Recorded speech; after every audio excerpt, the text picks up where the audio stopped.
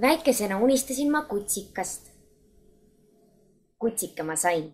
Täna unistan ma suuremat.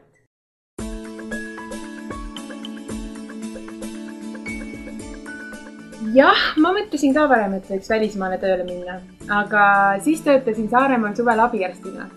Ja ükskord tuli minu juurde üks vanaproua ja tema ütles mulle, et issand, kui tore, kas teie jäätegi nüüd meie arstiks siia?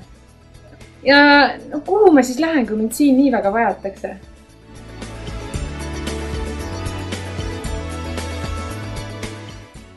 See on ilus. Aga tema on ilus ja tervislik. Üks riba võib olla üks elu. Tänapäevane seksuaalharidus on palju enamat kui lihtsalt kondoomid.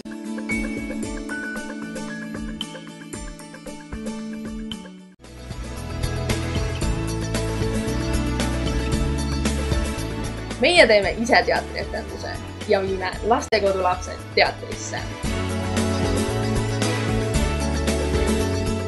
Praegu olen ma meie labori kõige parem pipeteerija.